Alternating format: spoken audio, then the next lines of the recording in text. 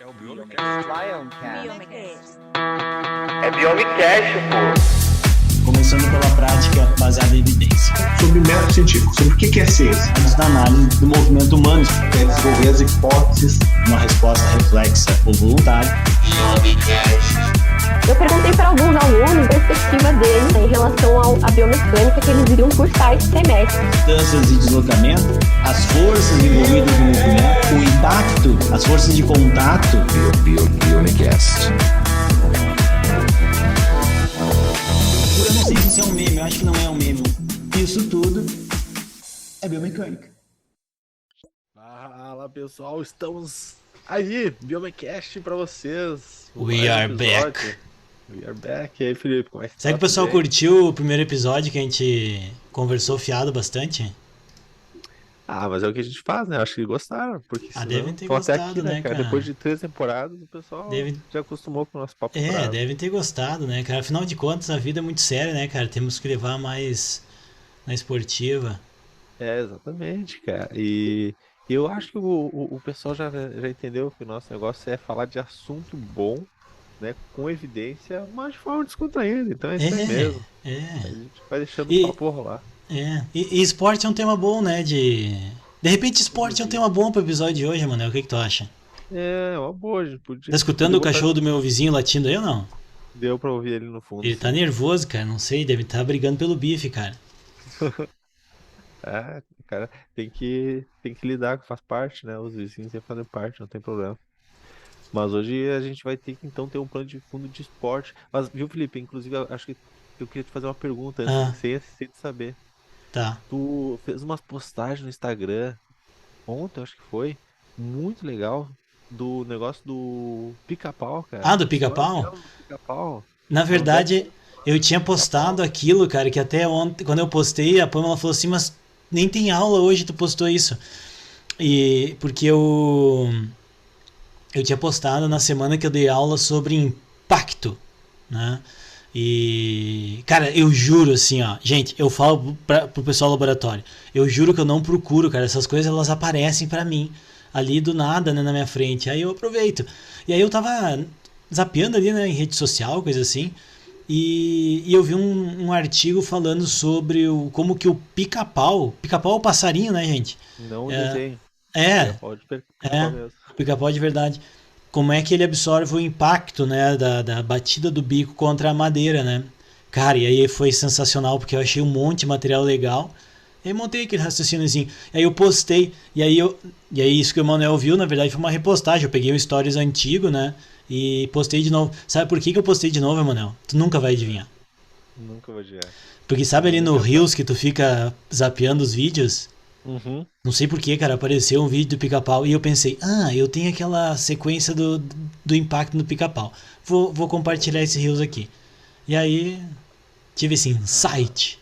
É, muito legal. Pra quem não viu, foi bem legal, cara, a sequência de stories lá do Quem não viu perdeu, né, cara? Tem que nos seguir lá cara. no Instagram pra poder acompanhar, né? Lá, mas basicamente fala do impacto lá. E daí, já que a gente falou de impacto de esporte, né, cara?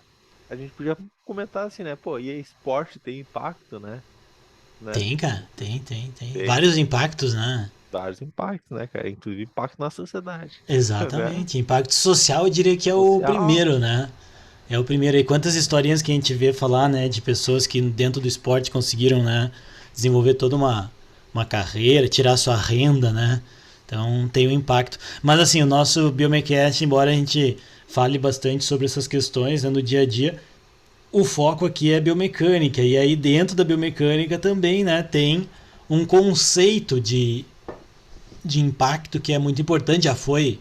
A gente não vai revisar o conceito, né, mano? Porque já teve episódios anteriores, já né? tivemos, exatamente. A gente falou bastante do que é, né? Mas o fato é que vários esportes possuem impacto, sim, né? E, cara, esse é um tema muito legal, assim, né? Até porque eu costumo falar nas minhas aulas de biomecânica, quem é meu aluno aqui ou foi meu aluno, escuta isso aqui, pode comprovar. É que eu digo que tu fazer trabalhos com a cinética do movimento humano, né? Ou seja, as medidas das forças, pode ser bem caro, né? Pode ser bem complicado, porque uma plataforma de força a gente sabe aí quanto que... Quer dizer, eu nem sei mais quanto é que custa, né, gente? Assim, é caríssimo, né? Mas eu costumo falar também, Manuel, para os alunos que eles são uma nova geração que vai ter acesso a instrumentos de custo mais baixo. E eles vão ter que saber usar, né, cara? Porque não adianta de nada ter uma bicicleta mega ultra power, né? E não saber pedalar, né? Então, o que eu quero dizer com isso, né? Existem alguns equipamentos simples aí que podem ser usados para medir. Quando a gente fala assim, Manuel, vou medir o impacto, né? Sei lá, no salto, na corrida, qual é o primeiro equipamento que vem na tua cabeça, assim, na hora? A gente pensa na plataforma de força, né? Então, a plataforma de força inclusive, por exemplo, o Felipe tem, digamos assim, tem um laboratório que tem uma plataforma de força, então, por exemplo, até quando ele fala em aula, é mais fácil de mostrar. Eu, por exemplo, quando eu falar sobre impacto na minha aula, eu falo da plataforma de força e é algo muito, né, a gente tenta trazer exemplos de balanço para tentar mostrar o que é, mostra vídeos, mas é um equipamento caro, não é todo lugar que vai ter, ele envolve uma estrutura até para te montar ele, né, para te deixar instalado. A gente tem um episódio aqui só sobre plataforma de força, e é uma das formas de medir impacto, não é a única, mas é uma das formas. É verdade.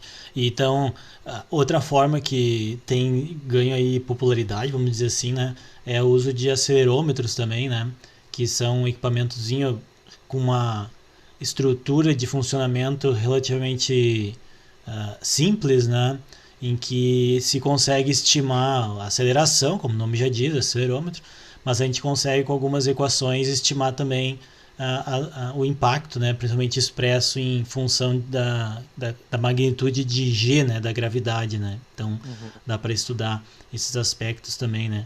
E é importante a gente sempre lembrar, né, em episódios anteriores a gente falou disso, e aulas, enfim, né, que o impacto ele é bom para o nosso corpo, né? O que acontece é que o nosso corpo tem uma faixa de segurança, como qualquer material, entendeu? Qualquer material. Vocês estão, sei lá, estão praticando um esporte, ou melhor, estão lá num trampolim, né, na natação lá. O trampolim, ele sofre efeito de força, mas existe uma faixa de forças que ele está apto a aguentar. O nosso corpo também, nosso corpo tem uma faixa de impacto, uma faixa de força que ele também está apto a suportar. Então isso é muito importante a gente lembrar sempre, porque tem toda aquela questão, né, que a gente conversou num episódio, não lembro se foi na primeira ou na segunda temporada, com o professor Júlio Melo, né, sobre a saúde do tecido ósseo, né, o quanto que isso está envolvido. E aí eu tava esses dias, e assim, Emanuel, tu já deve ter tido essa sensação, como é bom estudar, né? É bom, cara. Cara, Quando tu tem um tempo assim, realmente pra é muito aprender bom, algo, cara. né, cara? É muito bom. Aí eu cheguei no laboratório e tal, abri meu computador, né, não tinha internet. Daí mas sem internet não consigo acessar Dropbox, não consigo acessar o Drive, não consigo acessar o sistema da universidade. Basicamente não faço pouca coisa, né? Aí eu olhei para minha prateleira, tinha o livro do professor, nosso amigo, né? Nosso parceiro, professor Roger Enoch. E aí eu falei, vou ler um pouquinho do livro do professor Enoch aqui. E aí coisa boa, né? Eu fui ali ler sobre a parte dos ossos, impacto e tal, que era o que eu ia dar aula na semana. E aí eu lembrei de como é que funciona a piezoeletricidade, pela questão das fibras de colágeno, né, que elas, a grosso modo falando, né, elas roçam uma na outra, né, criando, né, um campo ali magnético e tal, que atrai os íons, aquela coisa toda, enfim, né, do caos, contribuindo para a mineralização óssea. E aí isso me fez criar toda uma linha de raciocínio, né, para dar a aula em que a gente explica, né, o Emanuel também dá essas aulas, que a gente explica como é que o impacto está presente, como é que ele pode ser medido, né? E é muito Existe bom. uma tendência, né, Felipe, do pessoal achar que o impacto é ruim, né? Então existe essa tendência sempre existiu dentro da área da fisioterapia, dentro da área da educação física, que vou comprar esse tênis porque esse tênis diminui o impacto na corrida. Eu vou fazer natação porque a natação tem menos impacto. Eu vou, né, botar o idoso na hidroginástica porque a hidroginástica tem menos impacto. Então tudo, até a escolha muitas vezes da tua intervenção, ela passa para a ideia de tentar diminuir o impacto. E assim, o que ele falou, obviamente, algumas situações a gente quer diminuir o impacto, mas de forma geral o impacto, inclusive, vai ser bom para a nossa saúde óssea, saúde da cartilagem, né, para o desenvolvimento corporal. Isso aí faz parte do desenvolvimento, né, de todo do fisiológico normal, a gente ter esse estímulo aí, né? do impacto. E é interessante a gente pensar, né, assim, tá bom, vocês estão falando do impacto aí, eu tenho uma ideia, mas quando uma coisa bate na outra, né? Ah, uma coisa bateu na outra, pá, teve um impacto. É basicamente como se fosse uma colisão, né? É, uma colisão, né? Aqui no Rio Grande do Sul a gente fala de peixada. Uma peixada. Ah, Mas é nossa, só no Rio agora Grande do tu. Sul, Ai, sabe? agora E tu agora, puxou o o pessoal que lado. não é do Rio Grande do Sul não vai conseguir entender. Nossa, É uma peixada, o cara vai achar que é uma fritada de peixe lá, né? Uma peixada, né? uma peixada. Mas não, peixada aqui é uma batida, uma colisão, como os livros de colisão. física do ensino médio diriam, né? Mas tem duas coisas que não podemos deixar de esquecer, gente. Para que ocorra impacto, né? Eu preciso ter uma alta magnitude de força envolvida, claro, relativa à massa do objeto, né? Normalizando pela massa do objeto. E eu preciso que essa colisão ela aconteça num intervalo muito curto. Quão curto é um intervalo curto, né? Nos conceitos de física vem geralmente a descrição lá do impacto plástico, elástico e tal, fala no intervalo de tempo de 30 a 50 milissegundos, né? Mais ou menos esse intervalo. Então é rápido, gente. Assim, ó, é bem rápido, né? Então tem que ser como diriam também aqui no sul, eu não sei se em outros lugares falam, uma batida seca, né? Pum, né? Não é uma coisa assim que encosta e empurra, não. Tem que ser uma batida, né, como a bola da sinuca, né, Sinuca tem outro nome também, tu sabe qual que é o outro nome da sinuca? Tem outro nome. Bilhar. Bilhar, né? né? Como uma bolinha de bilhar lá. Mas bilhar é estranho, né, cara? Eu acho Bilhar é estranho. estranho. Mas eu acho que tem os dois, depende do... Bom, Deve ter alguma diferença, né? Tem Enfim, diferença, acho que tem, mas é a sinuca, bilhar. Mas o pessoal entendeu, né? Tem as bolinhas lá naquela mesa e tal, né? Aí tem o taco, pá, bate o taco, a bolinha bate, não, tem tac, né? E aí tem que fazer uma cair lá colisão no... entre as bolas, É, né? Ou seja, elas tiveram um impacto entre elas. isso. E esse impacto aconteceu em alguns milissegundos. Então ele envolveu Tá, mas- uma grande magnitude de força, uma grande quantidade de movimento que está acontecendo ali, né? E um intervalo, né, de contato pequeno. Bom, aí é importante a gente lembrar também que tem dois tipos de impacto, né, mano? Uhum. Esse impacto ele pode ser o que a gente chama de perfeitamente elástico, né? E o perfeitamente plástico. Então, dois tipos de impacto. Um deles, por exemplo, o perfeitamente elástico, né? O perfeitamente eu acho até estranho falar, né? Mas Eu não uso, eu acho que é muito difícil uma coisa ser perfeita, daí eu prefiro não usar. Eu só falo Exatamente. elástico ou plástico. O elástico, né, é aquele que a velocidade relativa, né, desses dois corpos que se colidiram, após o impacto vai se manter a mesma. Então, digamos que as bolinhas ali do bilhar, elas se bateram e após elas se baterem uma a outra, a velocidade que elas tinham se manteve a mesma. Ou seja, a mesma velocidade que elas tinham antes do impacto. Agora, se elas se baterem uma contra a outra e pelo menos dessas bolinhas se deformar, né, ela mudar sua conformação e não recuperar sua forma original, e esses corpos até muitas vezes não se separam, isso vai ser um impacto mais plástico, né? Isso. É. A gente poderia dizer que esse impacto plástico é o que acontece quando a gente está correndo, por exemplo, né? Que o tênis que estiver correndo, se estiver correndo descalço também, mas acho que com o tênis fica mais marcante assim o exemplo, né? Que o tênis ele deforma, a hora que vocês pisam, né? Inclusive eu comprei um tênis, mano, não vou poder mencionar a marca aqui, né? Porque senão vai ser merchandising, não faz parte do nosso hall de patrocinadores. Mas nossa, cara, muito bom. Eu paguei R$219 um tênis. Será que eu paguei um preço caro? Nossa, muito barato. É. Eu achei muito bom, cara, muito Até porque confortável. os últimos tênis aí de corrida que lançaram é caríssimo. Não sei se tu tá por dentro disso, mas tipo, é R$2.000, assim, um Não, tênis de corrida. cruzes, cara, preço de uma bicicleta? Não, parei, prefiro bicicleta. Não, mas pior o que sapato esportivo é caro também. As sapatilhas de ciclismo podem ser bem caras também. Mas não, meu tênis é um tênis que eu uso pra fazer meu treinamento de força, coisa assim, mas muito bom, muito... E aí por que eu lembrei dele, né? Que inclusive eu tô calçando ele aqui no momento, né? Porque ele é macio, né? Ele é bem macio, cara, assim, quando eu tô caminhando e tal, né? Eu percebo que ele molda bastante, né? Ao formato do pé. Então quando ele faz isso, ele muda a velocidade com que a força é aplicada no meu corpo. Então ele muda um pouco a característica da curva de força e com isso ele muda o impacto, tá? Então o Emanuel comentou dos tênis de corrida, né, que tem aí vários modelos e tal, né, e que se dedicam, né, a tentar minimizar, modular esse impacto e tal. Então, esse é o contexto, né, gente? Vocês estão se mexendo, estão produzindo força contra o solo. Essa força, pela terceira lei de Newton, né, ela vai retornar, porque a Terra tem uma massa muito grande, não consegue mudar ela de lugar, né? Então não vai ter para onde ela ir, ela vai ficar paradinha. Então é a mesma coisa você bater numa parede, literalmente, né? Então a Terra está ali parada. E a gente tem alguns fatores que afetam esse impacto, um deles aí, então vai ser daqui a pouco a forma como vocês pisam no solo, a forma como o calçado de vocês deforma. Mas tem mais outras questões, né, que influenciam o impacto que às vezes a gente não se dá conta, né?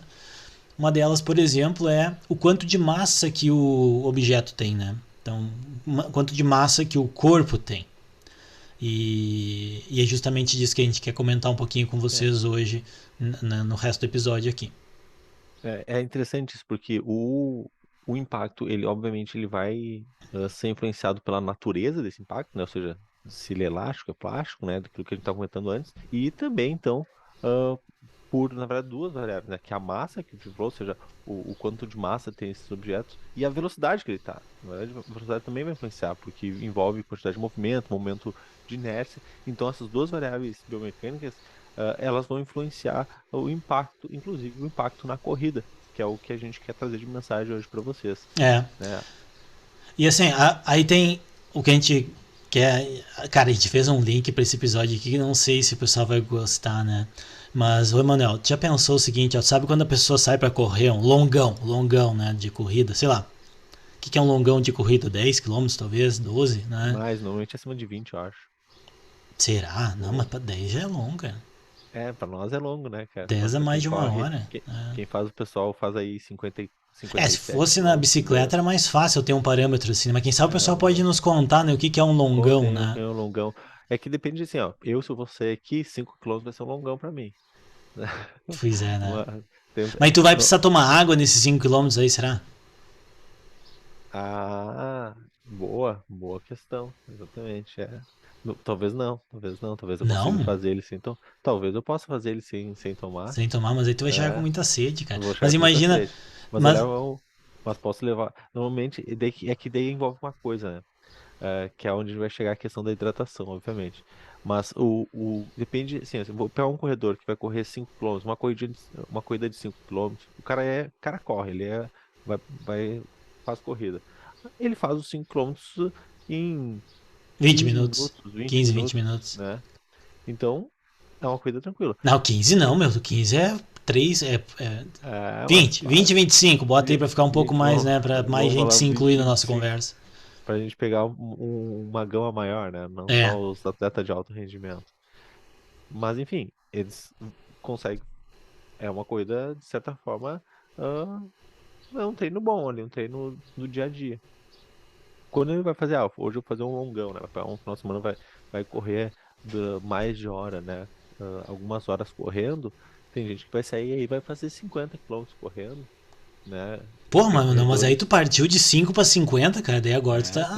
Não, eu tô falando que existe pessoal que realmente vai... Não tem aí onde tem a Facate, não tem uma tradição aí das corridas de aventura? Exatamente. Tem, né? Então, tem algumas acima de 30, 57, né? Por isso que eu comentei. Tem um pessoal que corre dentro em trilha 57, né? Nossa. É Tá. muita coisa. Então pensando comigo, né? O cara que vai correr uma maratona dessas... Vamos pensar uma maratona, né? Uma maratona. Uma meia maratona, uma maratona, Isso. ou até mesmo uma corrida dessas de aventura, né? 20 e poucos quilômetros. Muitas vezes ele... Se ele tiver numa competição, talvez a competição tenha ponto de hidratação, né? Isso é muito parecido com o ciclismo. Às vezes quando vai pra uma competição mais longa, sei lá, 100, 120, 150 quilômetros, não precisa ficar carregando tudo que tu quer comer ou beber, porque tu vai ter pontos que tu vai poder reabastecer, né? Mas quando for um treino, cara, nós aqui, a gente sai pra treinar, fazer 100, 120 quilômetros, é a Dona Lourdes que nos salva, né? A Dona Lourdes, sabe que a Dona Lourdes, ela tem um bolicho. O pessoal que não é aqui do Sul também acho que não vai saber o que é bolicho. Explica aí, Manel, o que é bolicho? Bolicho tem que pensar assim, tipo um bar, ou boteco, né? Pitoresco. Um bar... Como? Pitoresco? É bem pitoresco. Pitoresco, É. É um barzinho pequeno, assim, meio de interior, né? Mas tem tudo ali, né? Tem o que tu precisa. Tem Já tomar uma cervejinha tem, uma Então aguinha. é ali que a gente para, né? Mas muitas vezes não tem, né, uma estrutura assim. E as pessoas, os corredores, né, eles precisam carregar a água que vão tomar, né? Exatamente. E aí que vem uma questão, né, que nós tivemos a oportunidade de investigar isso junto com os nossos colegas lá na Universidade de Valência, né? Inclusive o autor principal desse artigo é o nosso querido Alvinho, né? Grande ouvinte. Grande Alvinho. Então, tá na descrição do episódio aqui, inclusive, a citação do artigo, né, que nós publicamos na Gait and Posture, que foi uma das revistas que nós citamos semana passada no nosso episódio, né? No episódio inaugural aí da 3ª temporada, onde foram avaliados corredores, né, que estavam literalmente carregando água, usando diferentes tipos de suporte de hidratação. Então, existem vários, o pessoal que corre certamente conhece mais do que a gente, né, Manuel? Mas existem aquele suporte de hidratação que vocês podem prender na cintura, né? Tem uns que é tipo um colete, assim, né, que tu pode colocar, né? Ele mesmo pode ter água nele, né, com uma mangueirinha que tu toma. No ciclismo de aventura se usa isso também, no mountain bike. Tu pode também colocar nas alças, né, alguns desses... Garrafinha mesmo. Garrafinha de água, né? Ou tu pode carregar na mão, obviamente, né? E aí o ponto, né, o ponto de debate, né, de questionamento do trabalho, né, onde ele surgiu, era justamente o quanto que essa adição de massa, né, pode afetar não o impacto somente, mas a forma como o impacto é absorvido, né? Porque o impacto vai estar lá, gente, né? Só que o que acontece? No momento que eu adiciono massa num corpo mais alto, ou seja, num ponto mais alto desse corpo, então eu posso mudar, né, a posição do centro de gravidade do corpo, por exemplo. Então, se eu estiver usando uma mochila com água, pode ser que eu mude um pouco. Claro que não vai mudar uma magnitude enorme, né, gente? Mas a gente sabe que são pequenas mudanças de parâmetros antropométricos que já podem afetar a característica biomecânica do movimento, né? Então os atletas eles corriam em esteira, né? Porque aí tinha que fazer a medida de impacto, que era feito inclusive com os acelerômetros, né, Manuel? Não era com plataforma de força. E eles usavam esses diferentes suportes e que adicionavam cerca de, entre um pouquinho mais de meio quilo, né, até 3 quilos, né, de massa adicional. Para o pessoal ter uma noção, assim, e daí isso inclusive é interessante porque muda pelo perfil, né? Se tu fizer uma corrida pequena, tipo 5 km que a gente estava falando, provavelmente talvez tu utilize uma dessas de cintura, né? Que é tipo uma mochila de cintura que chama, na verdade é só um cinto que tu coloca e ali nesse cinto tu coloca a tua garrafinha d'água. Ou seja, é um pouco só de massa que tu adiciona. Isso aqui no artigo, inclusive, eles colocam que foi em torno de 0,84 quilos de adição. Então não é muito, e é normalmente o que o pessoal vai ter. Depois a gente vai ter, por exemplo, uma corrida um pouco mais longa, né? Que tu vai utilizar daí talvez uma mochilinha, que daí vai ter que colocar um pouco mais de água, que eles chamaram então de uma mochila de carga média, que vai ter em torno aí de mais de 1 quilo, né? Então, tendo aí bastante quantidade de água, né? Mais quantidade de água. Ou ainda uma situação de mochila com carga completa, né? Cheio de água, bastante, sei lá, tu vai fazer uma trilha aí de 50 e poucos quilômetros, onde tu vai ficar, às vezes, 3 horas dentro da trilha para mais. Isso aí vai ter uma carga adicional de pelo menos 3,4 quilos. Então tu imagina, né, que essa massa adicional, somada à massa do corpo e à velocidade que o corpo tem, né, a aceleração da gravidade, tudo contribui aí para que as características de absorção de impacto mudem. E assim, eu gosto muito, quem nos conhece em termos de grupo de investigação, grupo de pesquisa, né, sabe que as nossas pesquisas, elas não são uma pesquisa de biomecânica pura, assim, né, a gente combina muitas coisas, né. E nesse estudo também foi investigado, por exemplo, até mesmo o conforto que as pessoas tinham com as diferentes vestimentas, vamos dizer assim, né, de hidratação. Porque, de fato, quem corre, quem pratica o esporte, se estiver desconfortável, né, cara, assim, até quem nunca, né, mano, correu e o calção ficou ruim, né, ou a camiseta começou a machucar, né, na axila, alguma coisa assim, daqui a pouco, sei lá, o suor assou. E aí já muda todo o padrão de movimento, né? A pessoa não consegue fazer como fazia antes o movimento. Então isso também tem um impacto, né? Então, quando os sujeitos corriam, claro que aqui não era uma maratona real, né? Eles estavam correndo alguns minutos só, porque o interesse era avaliar as questões mecânicas. Foi possível, com o uso de acelerômetros posicionados em diferentes lugares do corpo, né? Monitorar o que a gente chama de impacto, forças de impacto, né? A partir de dados de aceleração. Então, se pode estudar os picos de acelerações, né? A magnitude média de aceleração, a taxa com que essa aceleração é aplicada e também a capacidade de atenuação do impacto, né? Que seria essa atenuação do impacto é a dissipação do impacto, né, gente?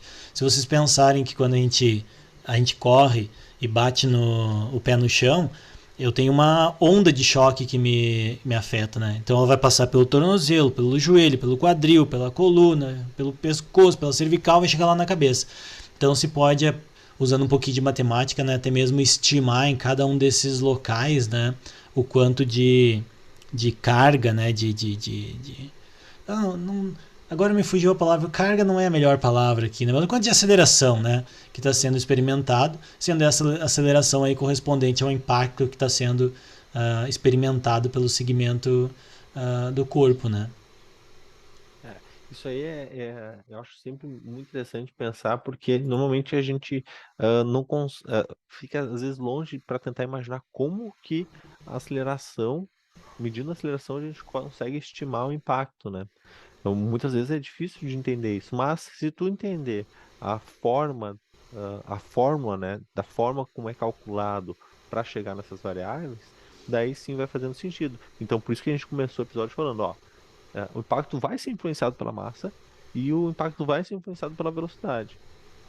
E, obviamente, se tu conseguir medir a aceleração que está acontecendo nesses segmentos, fazendo os cálculos, tu consegue lá saber qual foi, por exemplo, a velocidade em cada cálculo, o quanto de massa está envolvido, tu já sabia, porque sabia a massa da participante, a massa que estava adicional, e assim tu consegue estimar o impacto.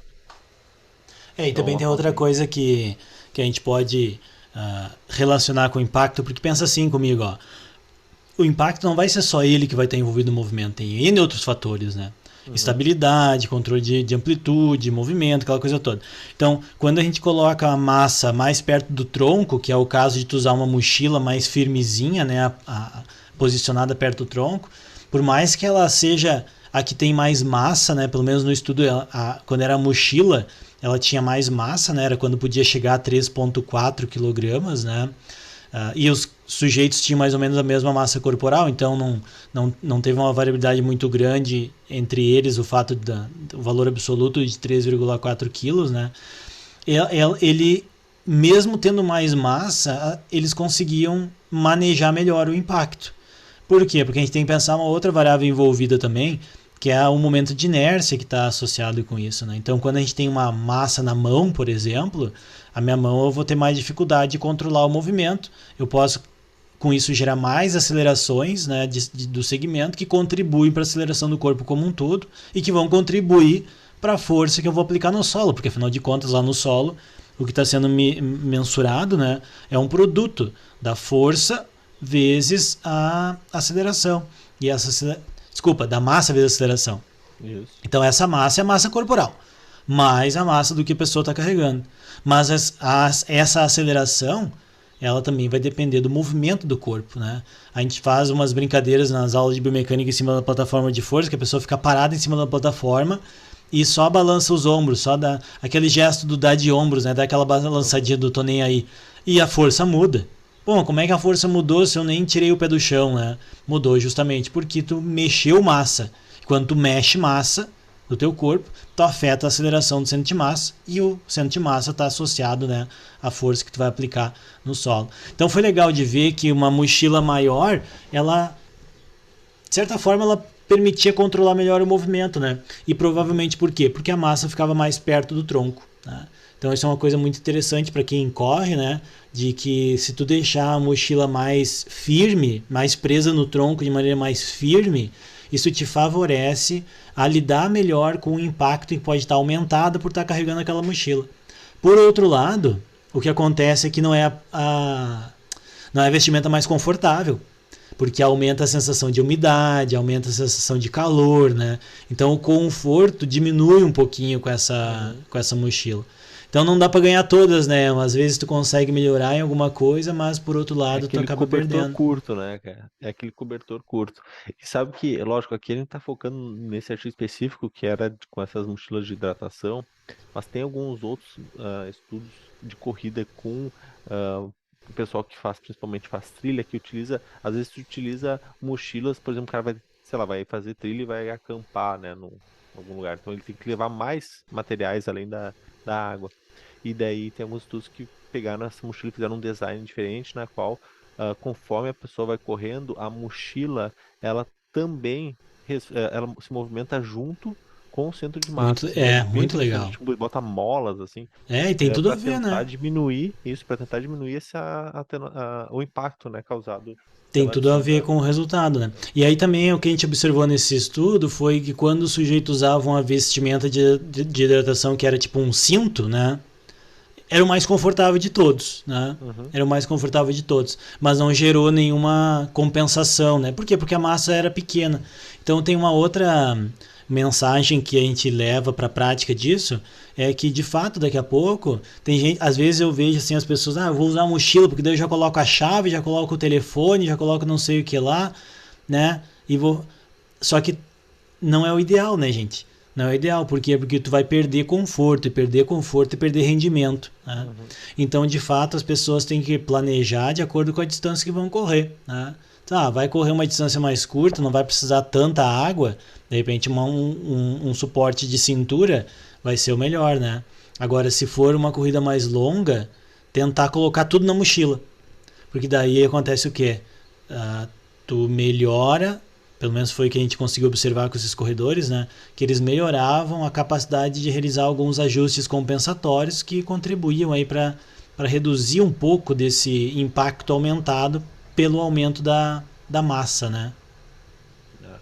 É muito interessante, assim, eu acho que tem uma aplicação muito grande, né? Uma coisa legal também que a gente acabou nem comentando, mas que vocês podem estar pensando aí, quem está nos ouvindo, é se isso vai mudar outros aspectos da corrida. Ou seja, será que mudou o padrão da corrida, Felipe? O cara correu com a mochila, será que muda o padrão da corrida dele?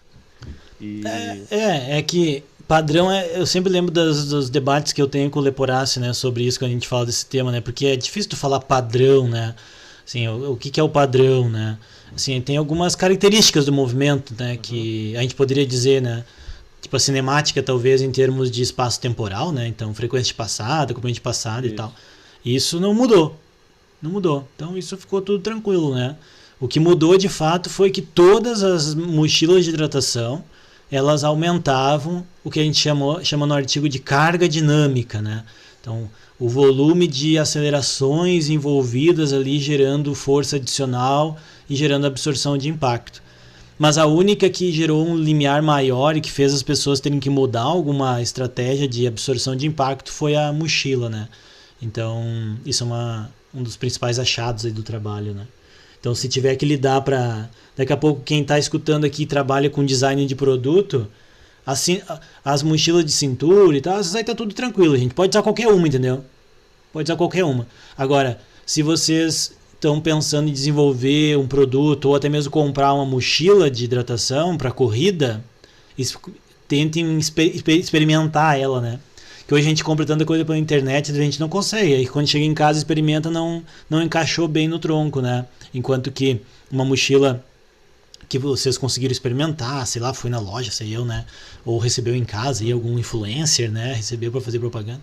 Aí tu consegue ver se de fato ela encaixa bem. Porque quanto mais encaixadinha ela tiver, maior vai ser a capacidade de vocês realizarem esses ajustes aí para absorver o impacto. Embora, né? Ela vai causar um pouquinho mais de desconforto pela questão do calor, principalmente. Mas isso não tem muito o que fazer, né? Isso é normal, né? E pro pessoal que tá ouvindo aí, Felipe, até como curiosidade, o pessoal vai assim, eu tenho um acelerômetro no meu celular, que é o aplicativo de acelerômetro. Esse acelerômetro é suficiente para fazer essas estimativas ou precisaria de um acelerômetro específico? Cara, assim, eu poderia te dizer que sim, claro, o acelerômetro do celular é suficiente, mas na verdade o sinal de acelerometria ele tem muito ruído, né? Então ele tem muito fator, qualquer movimentinho influencia, né? Então se vocês forem muito bons em processamento de sinal, talvez vocês consigam, com o sinal de um acelerômetro de celular, fazer uma avaliação num corredor. Mas se vocês não forem muito bons em processamento de sinal biológico, eu acho difícil, né? Nesse caso aqui eram acelerômetros específicos para esse tipo de coisa, né? Aí fica um pouco menos difícil, né? Mas ainda assim, né? Os filtros que nós usamos foram elogiados pelo Carlos, né? O Carlos, usaram filtros bons, né? Carlos de la Fuente, quem já escutou ele em alguma aula aí. É, muito bom. Não, isso é legal porque eu vejo que, lógico, existe essa... A gente sempre acha que é legal tentar adaptar assim, para aquilo que a gente tem no nosso dia a dia, né? Potencial, vou tentar adaptar para fazer a avaliação, mas eu vejo que a gente já está fazendo uma estimativa do impacto por meio da acelerometria e daí chega um ponto ali que vai exigir muito mais rotina e filtragem de dados. Se vocês lerem o artigo que está aqui na descrição desse episódio, vocês vão ver que eles têm ali um parágrafo bem descrito, né? Que mesmo utilizando um acelerômetro específico que estava lá coletando dados a 180 Hz, ou seja, 180 informações por segundo, mesmo assim teve que fazer uma série de rotinas matemáticas, né, para filtrar aquele dado e conseguir mostrar um resultado aí válido sempre para a vai... discussão científica, né? Sempre vai estar envolvido. Então, gente, esse foi o episódio de hoje falando sobre impacto, né? E mostrando para vocês uma aplicação que talvez poucos tivessem pensado sobre isso, né? O quanto que o uso de mochilas de hidratação pode influenciar esse impacto. O impacto pode ser medido por um acelerômetro, né? Correndo na esteira, por exemplo, como foi o caso desse estudo. E sugerindo aí, né, que as mochilas de hidratação, embora elas acabem causando um pouquinho de desconforto e afete a percepção de esforço, elas são as que, quando aumenta esse impacto devido a essa massa adicional de água que está sendo carregada, elas permitem, né, que o sujeito realize alguns ajustes na forma como ele corre para que ele consiga atenuar esse impacto que ele está experimentando. E aí a gente falou nesse episódio um pouco sobre por que é importante ter esse tipo de informação, né? E aí vocês agora aprenderam um pouquinho, né? Ou quem já sabia, né, relembrou um pouquinho sobre isso. Espero que vocês tenham gostado dessa abordagem que nós fizemos, né? Lembrando que o artigo que a gente comentou está na descrição aqui, quem quiser dar uma olhadinha depois. E, Emanuel, qual a mensagem que tu tem para os nossos ouvintes depois desse segundo episódio da terceira temporada? Espero que vocês estejam gostando, né, dessa nossa terceira temporada, uma terceira temporada trazendo muita aplicação, sempre comentando artigos interessantes e para o pessoal que quer cada vez mais aplicar os conceitos de biomecânica. Não esqueçam de ler o artigo completo, né? Isso é importante, né? Não saiam divulgando informação sem ler o artigo completo. Lê o artigo completo, que eu acho que sempre é importante. Divulguem o nosso Biomecast, sigam nós nas redes sociais. E é isso aí. É isso aí. Semana que vem o tema envolve os músculos que são ativados durante o movimento. Eita, e semana que vem a Milena tá aí, hein? Milena tá aí semana que vem. Valeu, hoje ela tá com um experimento no laboratório. Valeu, gente! Até mais! Biomecast.